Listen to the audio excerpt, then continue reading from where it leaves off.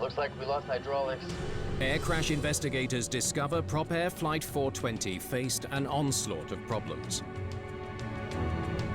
What's going on? It wants to roll left. As pilots attempt to return to the airport, their situation becomes critical. Fire! The left engine's on fire. Is that a passenger? If you can't get that airplane on the ground very quickly, it can kill you in as little as 5 minutes. Left gear hasn't dropped. No time to sort that out. Hold on back there. It's gonna be a rough landing. Brace! They were within a few seconds of everybody being on the ground safe and going home. That must have been hell.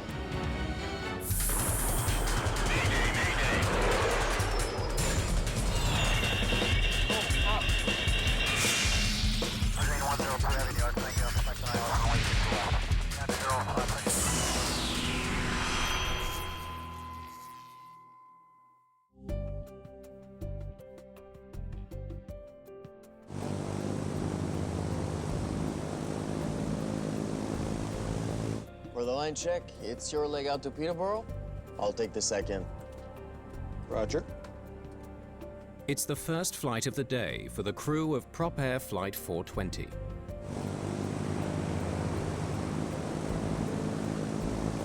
Propair 420, we're holding in position runway 24 left, ready for takeoff. Propair 420, cleared for takeoff. 24 left, frequency 12465. Roger, Propair 420, cleared for takeoff, 24 left. Captain Jean Provencher is the airline's chief pilot. Landing lights on.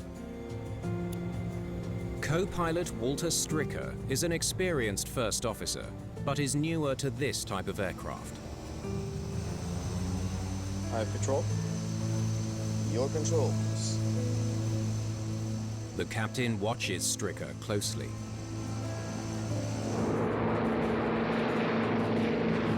More right rudder, more right rudder. Okay, more right rudder.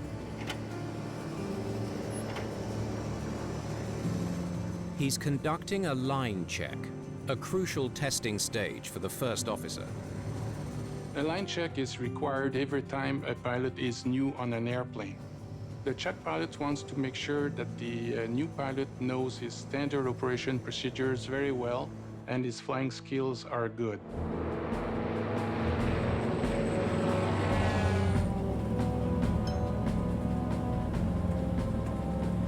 Gear up.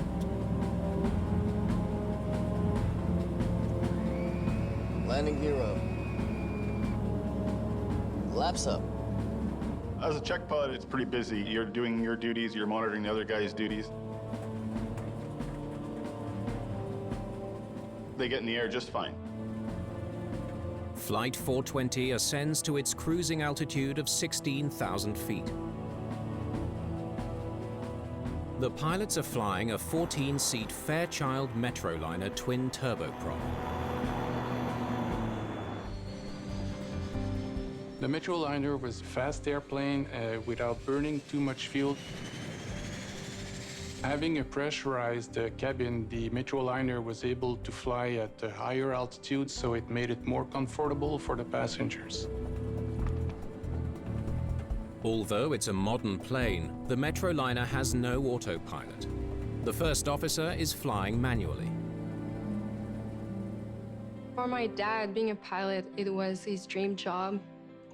It was his main purpose in life, other than me and my mom, obviously, but he was always talking about it, and it made him really happy. Today's flight is a 90-minute hop from Dorval to Peterborough, Ontario. The 9 passengers on board are engineers from General Electric, who are headed to Peterborough for project meetings. The plane has been in the air for 12 minutes. Everything has been normal since takeoff. All of a sudden,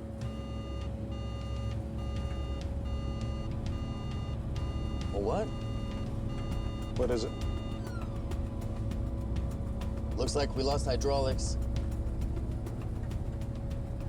not only one light, but two, saying that his hydraulic pressure are failing on both sides, meaning that he will have problem if he keeps proceeding to Peterborough. Dorval approach, this is Propair 420. We've had dual hydraulic failure. Request clearance to return to Dorval. The Metroliner has two hydraulic systems. One controls the flaps, the other the landing gear. You don't really need the hydraulic systems until you're coming in. It's not a, we're going to die at this very moment kind of situation. It's just, we have a problem, we need to turn back, and it's standard operating procedure at that point. Sorry, folks, we have a technical problem. We have to head back to Dorval. Stay in your seats with seat belts fastened.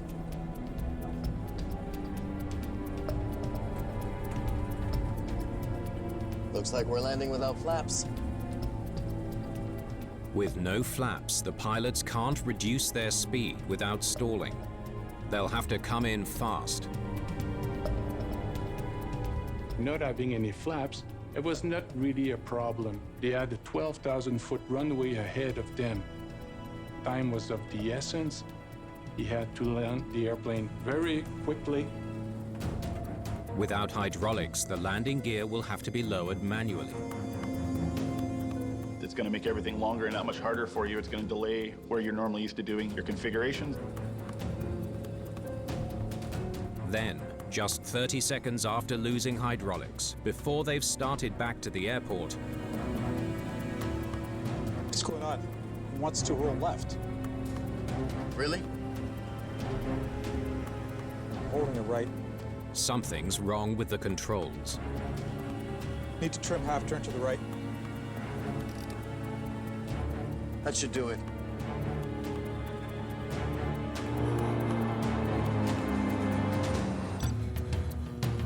If the plane is rolling in one direction, applying trim avoids the need for continuous pilot inputs. Trimming it right brings the left wing up and levels the plane. But as Stricker starts to turn towards Dorval, Still rolling left. The airplane wants to turn to the left, and the first officer has to apply more and more right ailerons, which is not normal. It's getting stiffer. I'm going to give it a few more ticks of aileron trim to the right. Roger. Remember, no autopilot, so that's putting a lot of pressure on this first officer. And any pilot who has this kind of problem has to ask himself, is it going to get worse?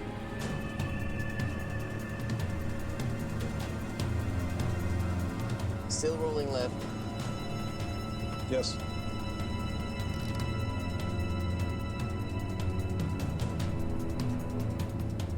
Both engines are working. Why do we need so much trim? The captain has to be racking his brain. He had more than 5,000 hours on the Metro. He was the chief pilot, a Czech pilot, and he can't seem to make sense of a situation. they are 12 minutes from Dorval Airport. As they descend through thick clouds, visibility is near zero, and they have to fly on instruments.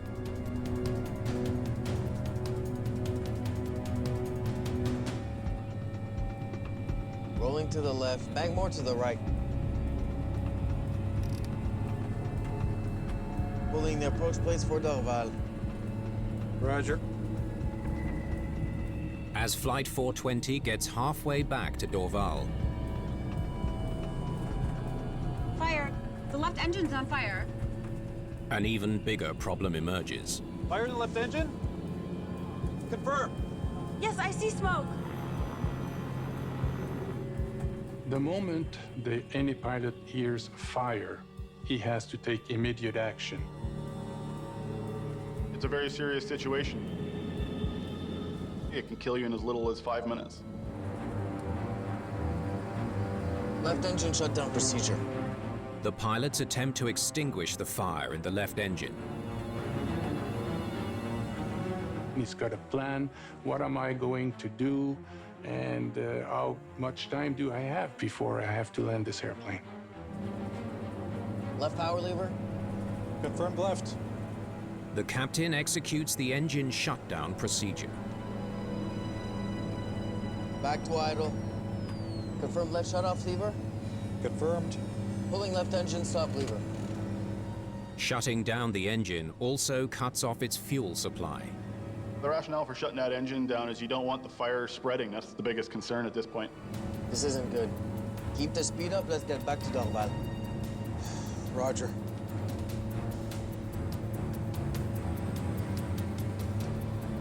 When you're shutting down an engine, it's a bit of an alarming situation. It's not a comfortable experience, no matter what you're doing. The airplanes have 2 engines for a reason, and you've cut your redundancy down to 1.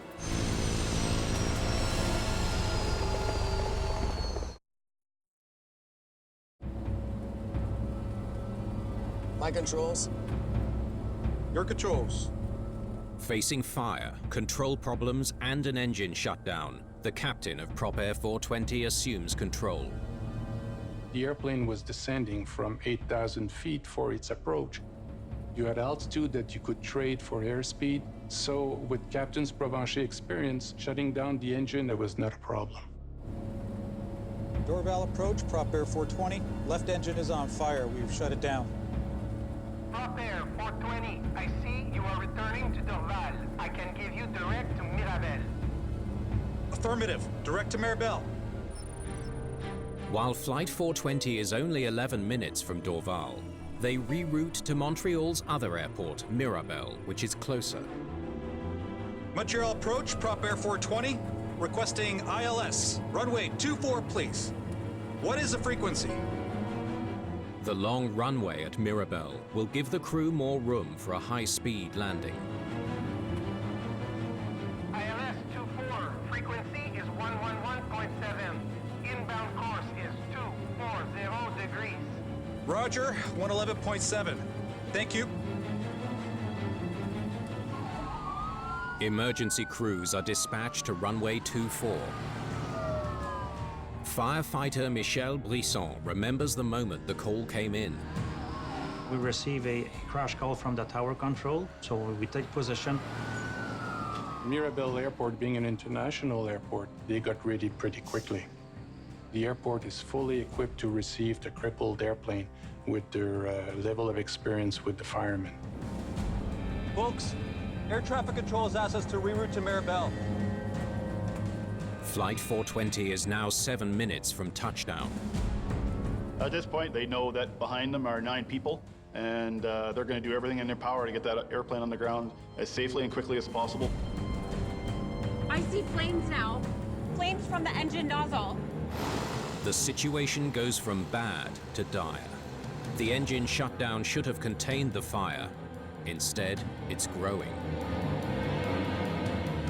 When the passenger tells the crew that their engine is on fire, they're puzzled. Let's get this plane on the ground. Landing checklist. Flaps. 0. Speed lever. High RPM.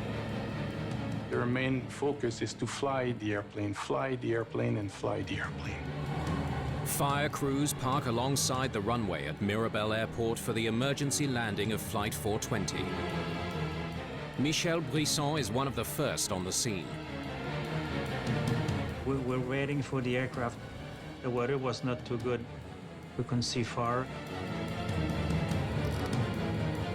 Trim set to max. Captain Provencher is struggling to maintain control. He's flying on one engine with no hydraulics, and his plane is on fire. Now he has to lower the landing gear manually, with no guarantee it will work. Gear down now. Gear down.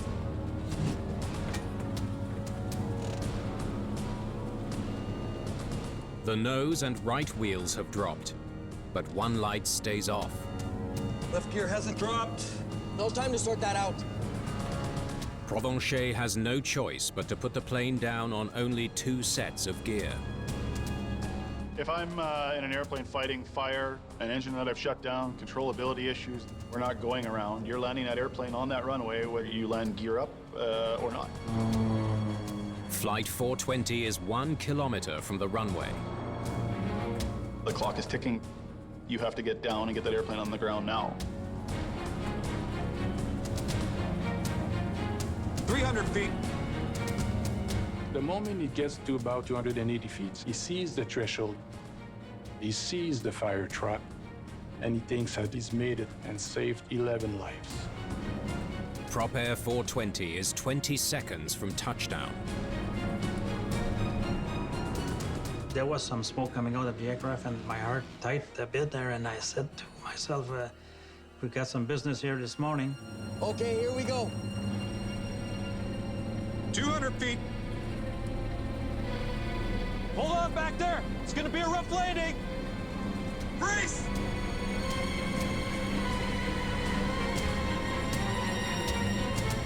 Rolling left. Not now! They're just 5 seconds from being able to touch down. At this point, the crew would be fighting for every breath they have.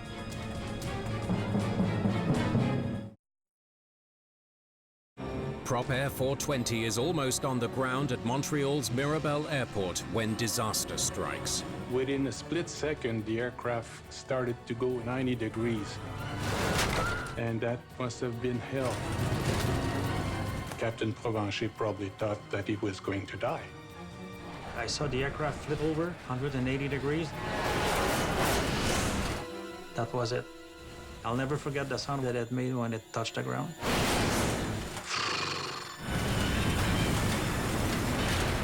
Let's go!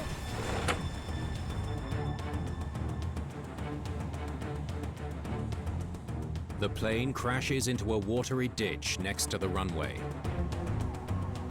My first concern was to go to the fuselage to try to save some lives.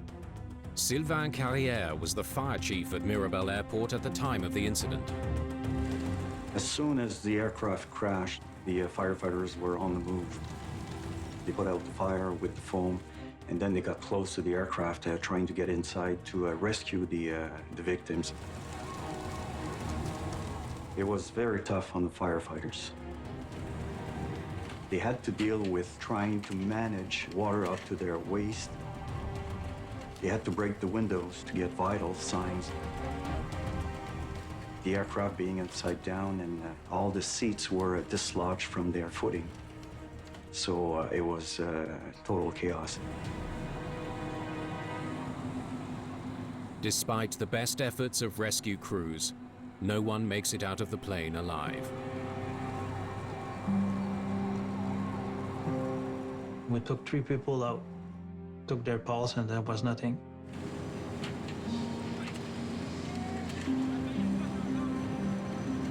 Everybody was gone.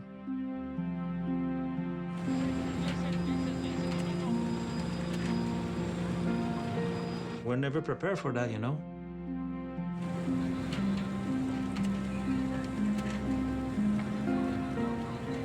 I was 7 years old when my dad died. We were really close. I remember my mom crying. She said something terrible happened to your dad, and he's not coming back. I thought I was in a dream.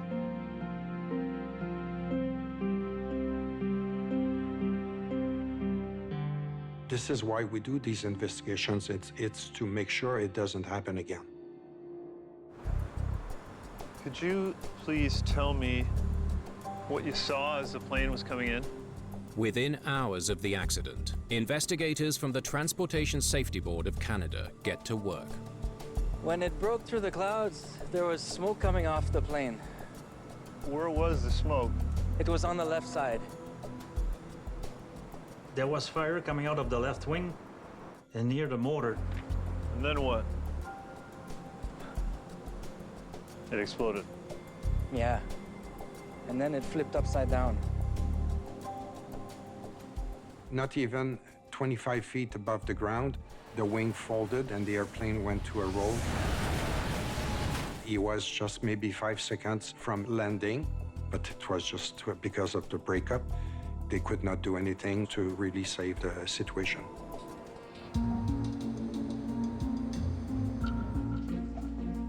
Have a seat. Investigators need to determine what caused the left wing to fail just 25 feet from the ground. They start by interviewing the Dorval flight controller. What was the first sign of trouble? 12 minutes into the flight, and they reported hydraulic failure. Dorval approach, this is Propair 420. We've had dual hydraulic failure. Request clearance to return to Dorval. Anything else? 30 seconds later, they call in a flight control problem.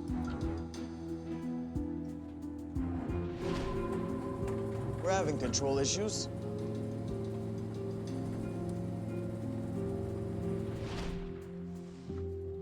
So they're headed back to Dorval.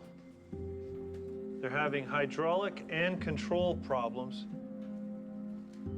Did they report a fire? Yes, engine fire.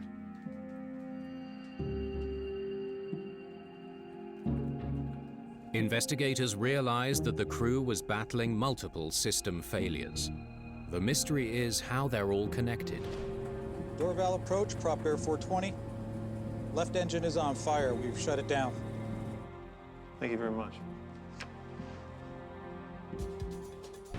The Metroliner doesn't have a flight data recorder on board. Investigators must rely on old-fashioned methods. We laid down the full aircraft with all the related components to their relative position. The landing gear, the hydraulic systems, the brake systems, the brake components, flaps components. I say we start here.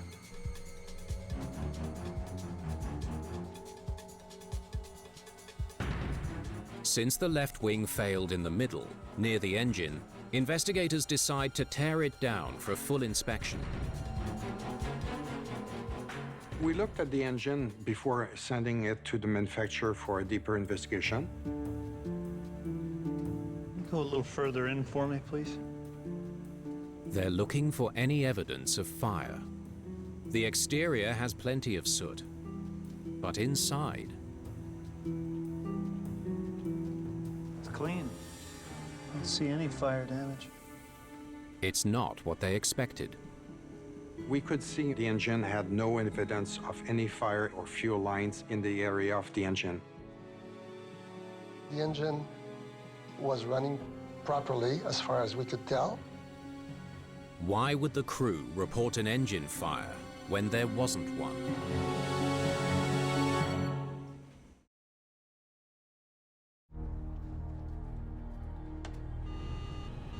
What? What is it? Looks like we lost hydraulics. Investigators now turn to the cockpit voice recorder of Propair 420 to determine why firefighters and the pilots both reported an engine fire.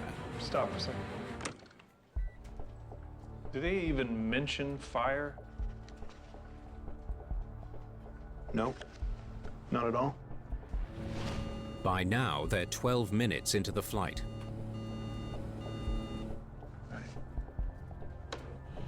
Got the column halfway to the right. I can't believe it's taken this much trim to hold it straight. Okay, hang on. Control problems just 30 seconds after hydraulic failure.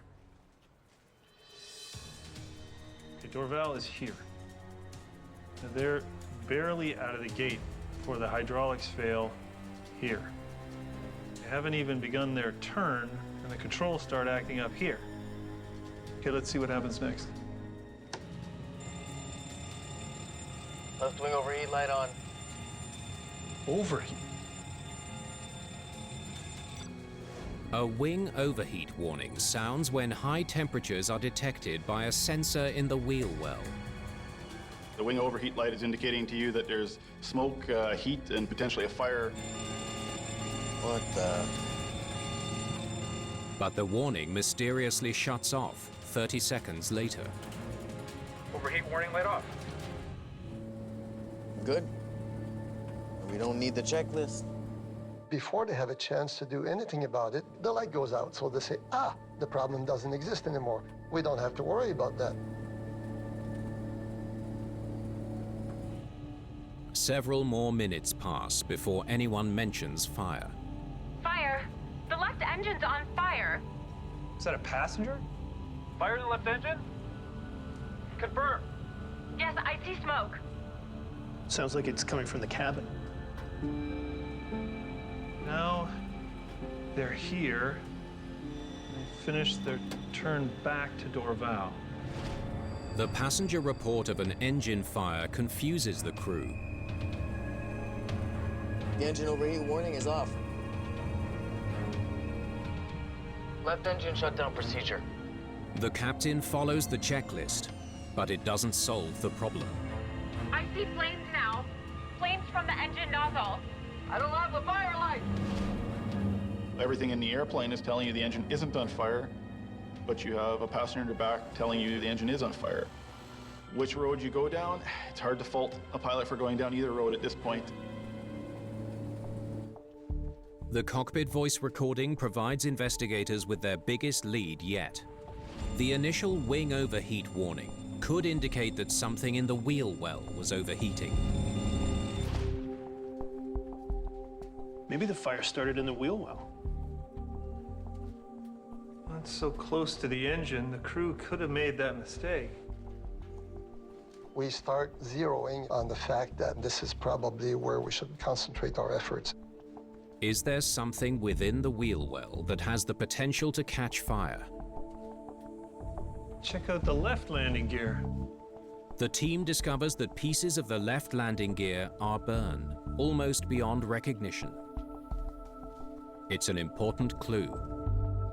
We know there has been an in-flight fire at this point because we have pieces of metal that tell us that. We just don't know how it started, what caused it, and this is going to be the big part of this investigation. What caused this fire? They start by examining the brakes on the left landing gear. At this point in the investigation, we knew that we had to look at the brakes because we thought that the problem probably began in there, but we weren't sure. We had to find out. Is this everything? A complete examination of the brake system was performed. Each of the components, calipers, discs, we looked at every details of the brakes. Some severe damage here. The team finds that several components of the left side brakes show significant heat damage. Piston housings are melted, cylinders are blackened. The damage of heat that were done to the components along the brake calipers and the tires and then the wheel well was really the smoking gun. Investigators can finally confirm that an in-flight fire aboard Propair 420 began in the left wheel well. But they still don't know what started it. This is the left brake disc, correct? One component is key. Thing got pretty hot somehow. The grayish-blue color stands out. These brake discs would have to get to a temperature of 1100 degrees Fahrenheit or 600 degrees Celsius for 5 or 6 minutes in order to get to that color. Could overheated brakes have started the fire that brought down Propair 420? The landing gear would need a fuel source to ignite, but the wheel well is nowhere near the heavily reinforced tanks.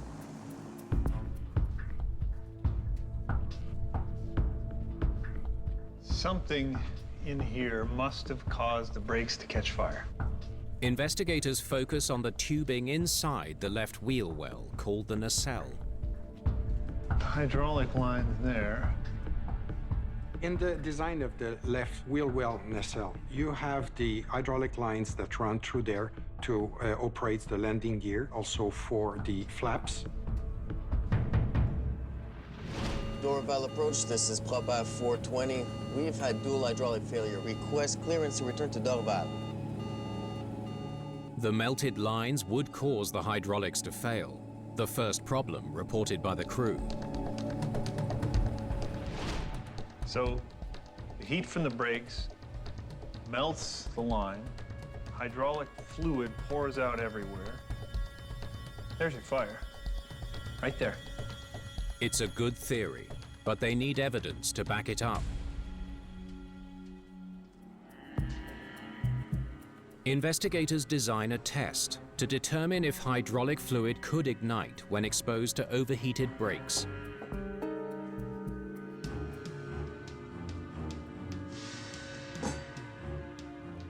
Is this the same make of brake disc that was used in the Metroliner? They heat the disc to 1100 degrees Fahrenheit.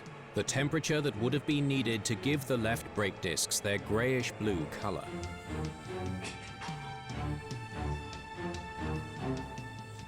We sprayed a small quantity of hydraulic fluid at a rate of 2 tablespoons per minute.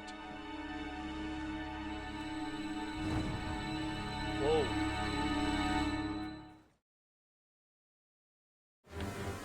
Investigators are able to prove that the left brake disc on board Propair 420 did get hot enough to ignite the hydraulic fluid. And it started the ignition of a flame 8 inches high. But they still don't know why the brake discs overheated. Could there have been a malfunction with the brakes? Let's have a look. Investigators look through old Metroliner incident reports.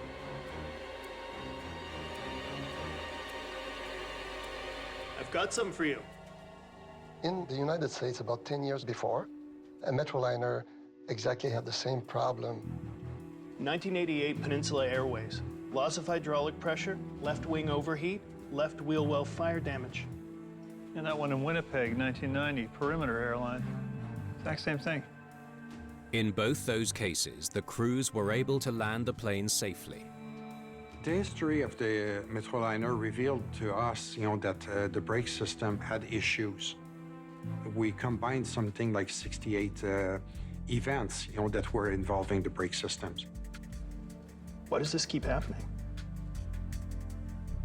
The incident reports reveal a similar culprit in many of these incidents: brake dragging. For the brake to have gotten that hot, it had to have been dragging. Brake drag is what happens when the calipers don't fully retract from the disc as the brakes are released. The brake disc overheated because there was probably still some pressure on them, and so the wheels were not turning freely. This dragging of the brakes got the temperature higher and higher. Investigators conclude the dragging must have occurred while taxiing at Dorval Airport. Nose wheel steering. Armed. Naturally, there will be a lot of heat developed on that brake system if it's dragging as the airplane accelerates. But for that kind of heat to develop, the left brake had to be dragging for some period of taxi time. To find out how long the left brake might have been dragging, the team talks to the controller overseeing the flight's departure from Dorval Airport. They taxied from the hangar there to the runway here. Did the crew report anything unusual on the taxi? This isn't surprising if the brakes were only dragging on one side. The way you taxi a Metroliner, you have a nose wheel steering. But just one dragging brake, you can turn the nose wheel steering gear and you won't be able to notice that the brake is dragging. So this is possibly what happened. Propair 420, we're holding in position, runway 24 left, ready for takeoff. What about the takeoff? It took them a long time to get airborne. Really? Where did they lift off? That's more than halfway down the runway.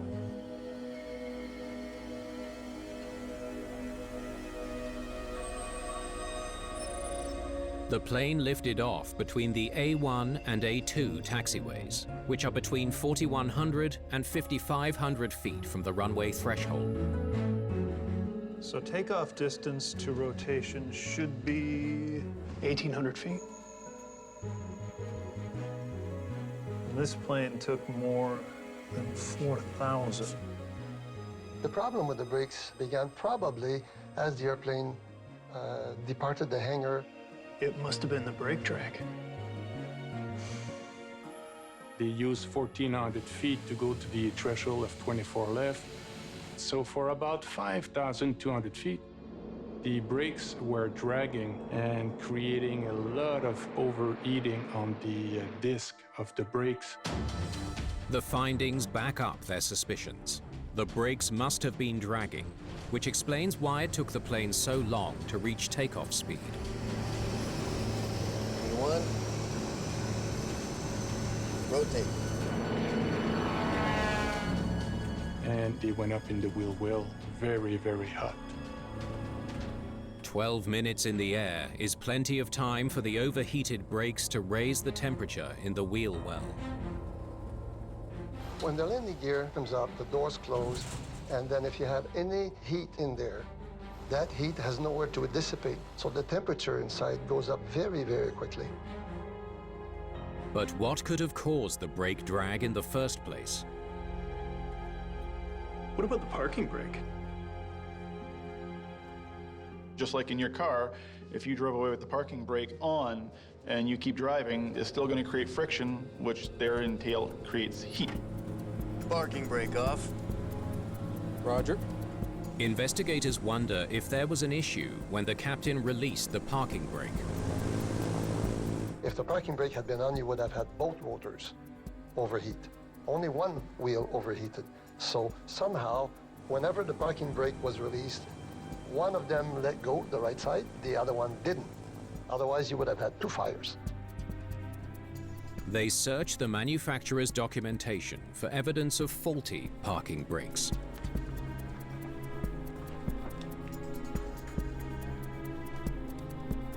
Now here's something. A 5-year-old newsletter advises pilots to verify the parking brake is fully released. Some residual pressure can remain even with the knob in the off position. I'm sad as a pilot to see that this information was through newsletters and not into the aircraft flight manual. It was very deceiving to see this. Were the pilots unaware of a faulty parking brake? Without a flight data recorder and with the pilots deceased, they'll never know for sure. But it's a solid theory. All right, so the brake drag caused the wheel well fire, right? The team has finally determined how the fire started, but there's one question remaining. Could the crew have done anything to prevent any of this from happening?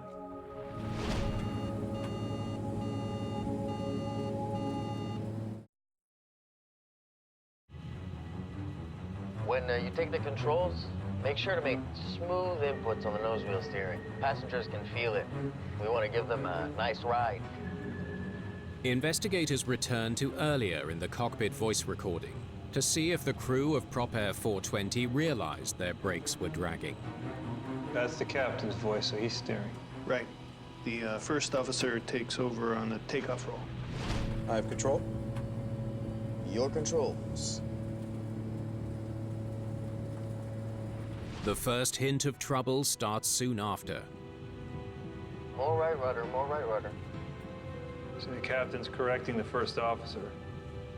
Plane must be drifting left of center on the runway. Probably because the left brake is dragging.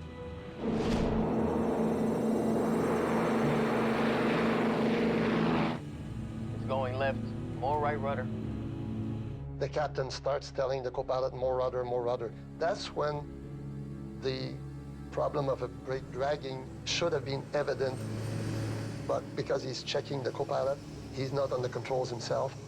Had he been on the controls himself, with his experience, he would have known. The captain makes no mention of the plane taking longer than usual to lift off. He's doing a line check. He's busy. He's got to make sure that the first officer is doing the jobs that he's supposed to do. It's an honest mistake. Investigators finally understand what caused the crash of Propair Flight 420. A dragging left brake gets hot enough to melt the hydraulic lines when the wheel is retracted after takeoff.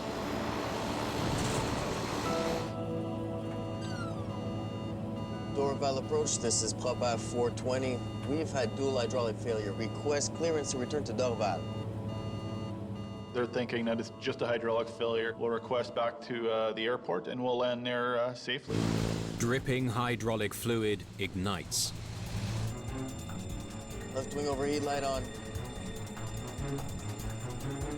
They have no idea that they've got a brake fire that is starting to rage in the left nacelle. Overheat warning light off. Good. We don't need the checklist. What likely happened at that point is that the circuit probably was burnt through by the fire that is developing in that nacelle. The intense heat begins to weaken the structure of the left wing, causing it to lose lift. What's going on? It wants to roll left. Like any kind of metal, as it superheats, it's going to distort and change its shape. So they're dealing with an aerodynamics of the wing. You're never going to know if it moves 2 degrees, but you're going to feel it on your control call. Fire. The left engine's on fire. The engine overheat warning is off. I don't have the fire light! There's definitely fire.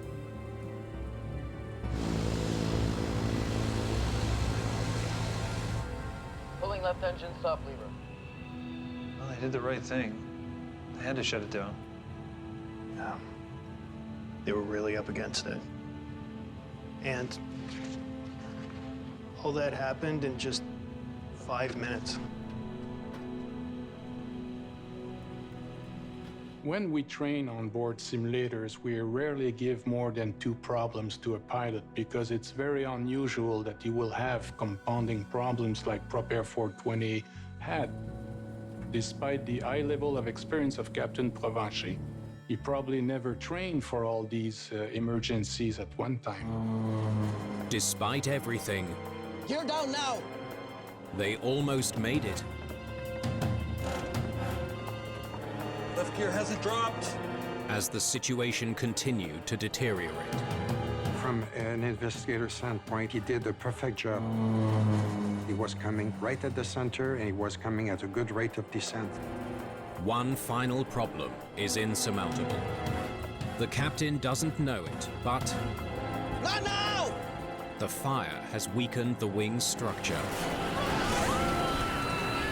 If that wing hadn't failed upwards, they were within a few seconds of everybody being on the ground safe and going home. At this point, if you're a pilot, you're along for the ride in that airplane.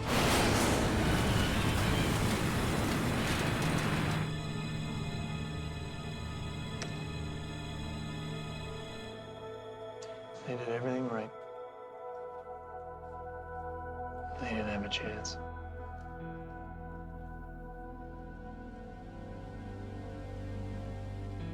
I met with the widow of the captain. I did mention to her the reason why that airplane crashed was beyond the cruise control, is that they did not have enough information to be able to determine what the real problem was. And I told her that.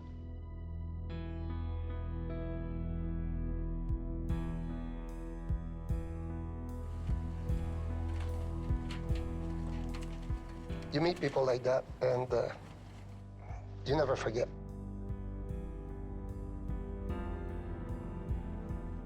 In its final report, the Transportation Safety Board noted that unlike many other planes, the Metroliner did not have a brake overheat warning in the cockpit, and the aircraft flight manual did not clearly warn pilots that brake dragging could lead to wheel well fires.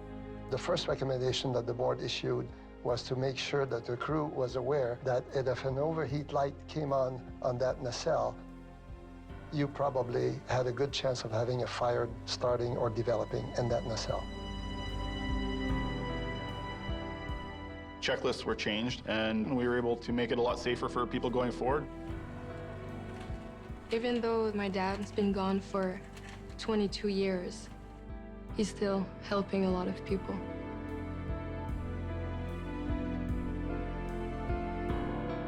It makes me really proud of my father.